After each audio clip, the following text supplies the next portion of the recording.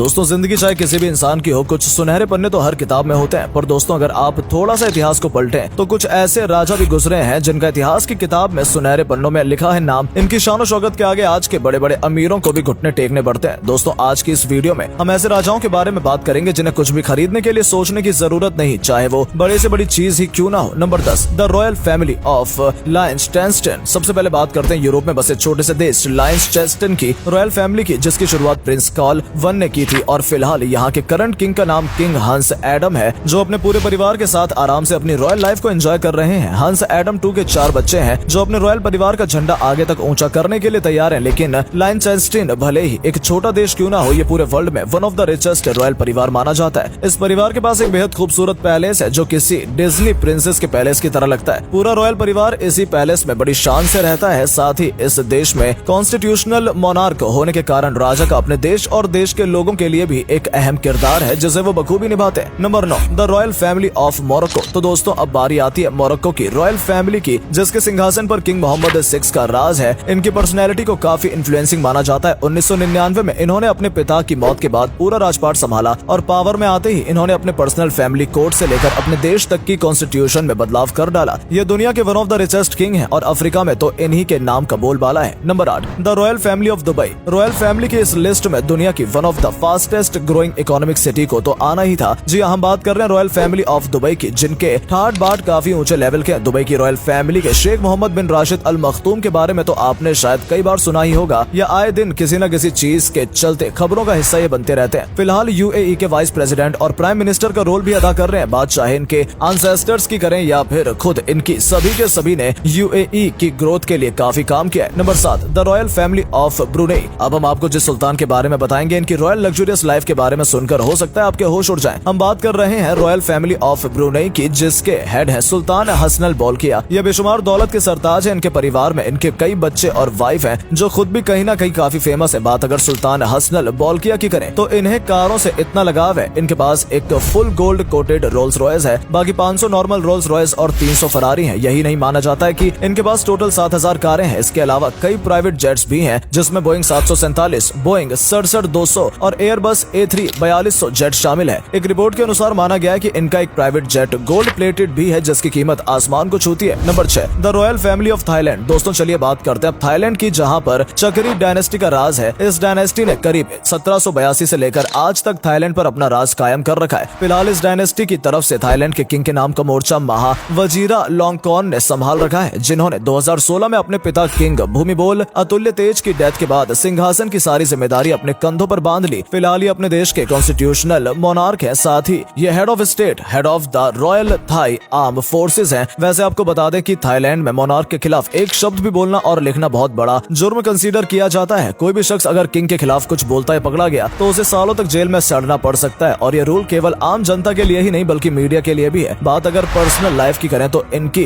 कई वाइफ और बच्चे हैं जो अपने रॉयल फैमिली के सभी नियम कानूनों को बड़े ही कायदे से फॉलो करते हैं। Number 5, the British royal family. हमारे भारत देश से लेकर दुनिया के कई देशों पर राज कर चुके ब्रिटेन की रॉयल फैमिली के बारे में कौन नहीं जानता। इस रॉयल फैमिली की खबरों से आए दिन न्यूज़पेपर की हेडलाइंस भरी रहती हैं। खैर, हाल ही में क्वीन एलिजाबेथ 2 की मौत के बारे में तो शायद आप भी जानते ही होंगे, जिसके बाद इनके बेटे किंग चार्ल्स 3 ने पूरा सिंहासन अपने कंधों पर उठा लिया है। वैसे तो ब्रिटेन रॉयल फैमिली हर मायने में काफी तरक्की कर चुका है। इसके पास दौलत शोहरत भी भरमार है, इसलिए ही ये दुनिया की सबसे ज्यादा इन्फ्लुएंशियल रॉयल फैमिली मानी जाती है। इस परिवार की इज्जत काफी पुरानी और मजबूत है। किंग चार्ल्स 3 क्वीन एलिजाबेथ 2 के बड़े बेटे हैं, जिनकी वाइफ भी अब क्वीन बन चुकी है। इनके अलावा भी परिवार में कई लोग हैं। फिलहाल तो ब्रिटेन पर अब किंग चार्ल्स 3 का राज चला करेगा, जिनके लिए ये सब थोड़ा नया जरूर पर इतना मुश्किल भी नहीं है। Number 4, the royal family of Abu Dhabi. दोस्तों, एक समय था जब यूएई केवल एक रेत का भंडार हुआ करता था और एक समय आज है जब यूएई दुबई दुनिया के सबसे रैपिड ग्रोथ रेट से भी सभी को चौंकाने में लगे हुए हैं। बात अगर अबू धाबी के रॉयल फैमिली की करें तो उसमें सालों से राज करती अल नाहयान डायनेस्टी का नाम कौन नहीं जानता, जिसके हेड रहे शेख खलीफ बिन जायद अल नाहयान और the emir of Abu Dhabi की अभी हाल ही में मौत हो गई, जिसके बाद इनके भाई का हेड ऑफ द हाउस इनको बना दिया गया। शेख खलीफा 2004 से यूएई के प्रेसिडेंट भी थे। शेख के हाथ में अबू धाबी की सारी इन्वेस्टमेंट अथॉरिटी रही है, जो कि यहाँ के एसेट्स को कंट्रोल करती थी, जिस वजह से अबू धाबी की रॉयल फैमिली अभी भी काफी रिच है। इनके पास लंदन में काफी ज्यादा प्रॉपर्टी थी, अब इनके परिवार वालों के नाम है और इसी कारण से लंदन में भी इस रॉयल परिवार का नाम काफी है। वैसे इतने पैसे कमा रहे और अमीर होने का राज यूएई का तेल भी है, जो इनके लिए किसी लिक्विड लिक्विड गोल्ड से कम साबित नहीं हुआ है। Number 3, the royal family of कतार। मिडिल ईस्ट में बसी अरब कंट्री कतार की रॉयल फैमिली के भी चर्चे कम नहीं है। इनका फेमस होना इसलिए भी बनता है क्योंकि इनके पास अंधाधुंध पैसा है। कतर का रॉयल हाउस धानी रूल करते हैं, जिनके मेन हेड शेख तमीम